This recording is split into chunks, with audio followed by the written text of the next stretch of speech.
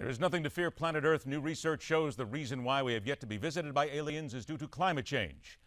However, one look around the streets of Las Vegas at 3 in the morning will pretty much discount that entire "they don't want to visit us here" theory. Welcome to Midpoint. I'm Ed Berliner. Also this hour, just when you thought it was safe to consider life without news of Ed Snowden, the man called both traitor and patriot by opposing viewpoints, it's back in the news. We'll dig into all that and much more right after John Bachman delivers the latest Newsmax Now.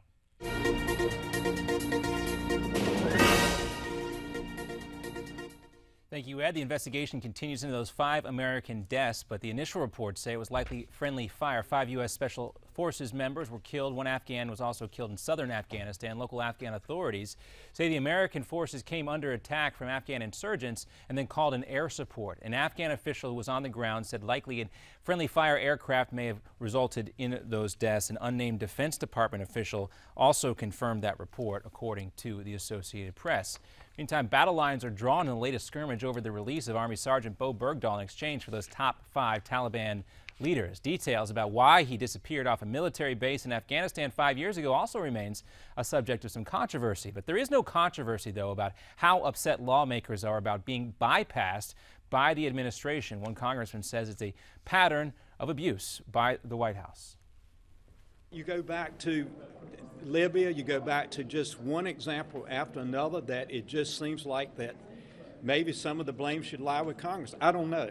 But in this situation, the president, in my opinion, bypassed Congress with no regard of the Constitution, and that's what bothers me. Well, Sergeant Bergdahl continues to recover at a military hospital in Germany. And the VA audit is finding long wait times around the country for patients seeking their first appointments with doctors at VA hospitals, whether it's a specialist or a primary care physician. Now, according to that audit, more than 57,000 veterans have been waiting for up to 90 days for appointments. It says that 13% of VA schedulers also reported supervisors telling them to falsify appointment dates to make waiting times appear shorter. The largest obstacle, apparently, was getting veterans medical care due to a lack of open appointment slots with approved providers.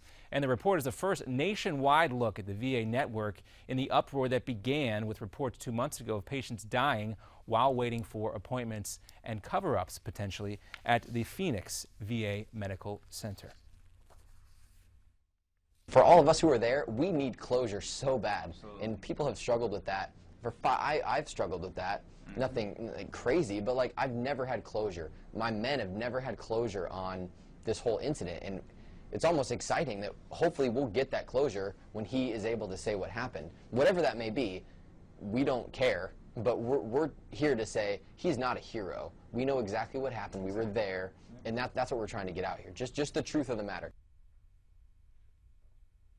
With every day, we learn more about what might have been the trigger point behind former American soldier Bergdahl allegedly leaving his post and wandering into the arms of the Taliban. But there were also new reports about the unit he served in. The Daily Mail in England calling them the quote-unquote raggedy misfits, alleging there were disciplinary problems long before Bergdahl's disappearance. Let us dive into this side of the story by welcoming former Army Sergeant Matt Vierkant, a platoon mate of Bergdahl's, and one who speaks directly to the various charges and stories emerging about the now former prisoner of war. Sergeant Vierkant, we welcome you to Midpoint, and right up front, we thank you so much for your service. Well, thank you for having me. Let us dive right into, first of all, what I led into here at the beginning, and that is the story that is coming out of the Daily Mail online, because this gives Americans a chance to learn a little bit more about not only what you went through, but certainly the unit itself. They are calling the unit the Raggedy Misfits. How do you react? Well, I think it's funny that somebody is trying to refer to us as Raggedy Misfits when they have never been in the military a day in their life, and they give vague reasoning behind it. Tell us, if you will, then a little bit about what life in the unit was like. Let's counter what they're saying. Just like any other infantry unit, just every day do a little bit of training, maybe missions. I know exactly where these allegations are coming from because there's pictures taken of people out of uniform.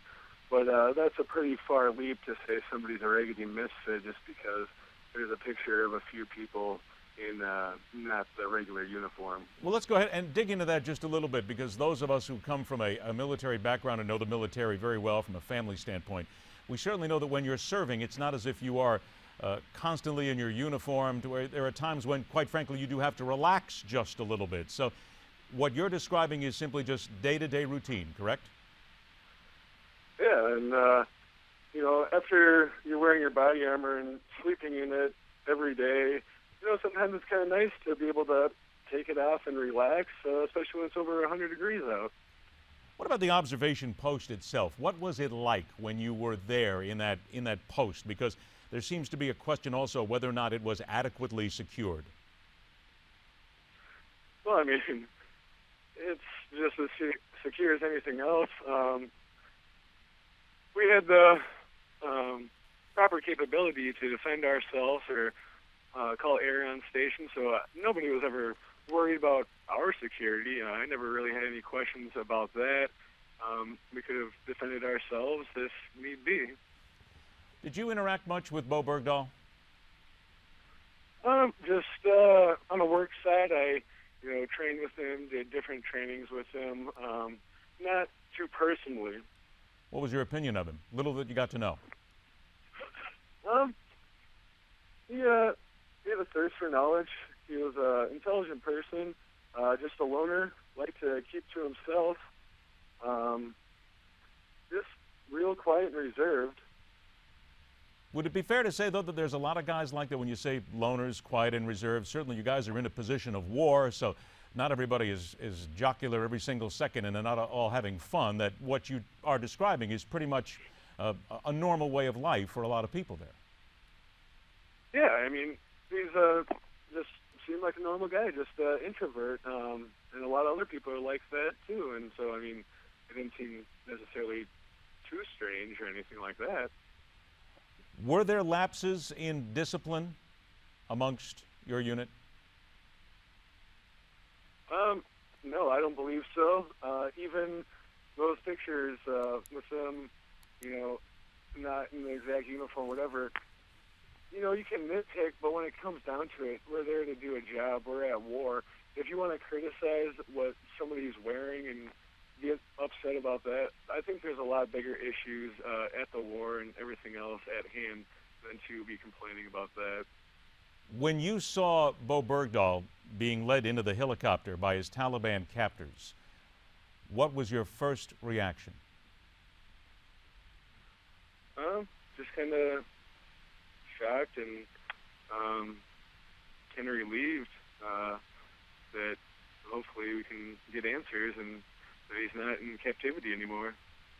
That's just it. Isn't the most important thing now to get some answers? I mean, we see a lot of people here now, certainly the media and people in general, who are making a lot of suppositions, they're making a lot of guesses. But from your standpoint, from being there, don't you wish that people might try to get some answers first before criticizing not just one individual, but the entire platoon? Oh, definitely. And that's, the only thing that myself and my friends are doing. We're just telling exactly what happened on that day that he left. And everybody else can speculate about whatever they want. All we want is an investigation opened up and perhaps, a court-martial, perhaps a trial. I know there's a lot of information out there. I know they have to be sitting on a lot of information because it happened 5 years ago. When you talk about a lot of information out there, what have you heard specifically that you know to be false? Well, I'm not sure. There's a lot of different things running out there, but I know it happens to be true. I know that he left his stuff and he walked off. And, that's enough for me, especially hearing about the different emails that are coming out and everything else. I just think there's definitely grounds for an investigation and perhaps a court-martial. Let me ask you about that, the court-martial here, right off the top, because certainly we have a lot of time here now. He's going to undergo some medical treatment before we actually get to that point. When you say hope for a court-martial, but let's just kind of set it up here. This is going to take time. correct? Those who don't Well, it's understand gonna take a long time. those who don't understand military justice need to understand that this is not an instance where he would be released from the hospital and then immediately face a court, correct? Correct. So then, what would you hope the investigators are going to ask Bo Bergdahl when they get a chance to talk with him? Well, just ask him point blank. Why did you walk off? What were you planning? Was it premeditated? Like a lot of people think that it was, just because of things leading up to it. But, I mean, just the basic, straightforward questions. And at the same time, yeah, it matters what he says, but when somebody else is on trial for any other crime, you don't just go by their word and then, oh, well, they said no, so, oh, you're free to go. You then talked about some of the notes that he left behind. Do you believe that absolutely it was premeditated for him to leave? It was not just a spur of the moment? Oh, definitely. With the emails that he sent home, mailing his computer home and books or whatever, as an infantryman and somebody that has been through 2 deployments, having your computer is one of the most important things because there's nothing else to do. So that's a huge red flag right there. During the mission, we came back a day early. We got a call that night over the radio. Hey, we're going back tomorrow, so guys, get ready.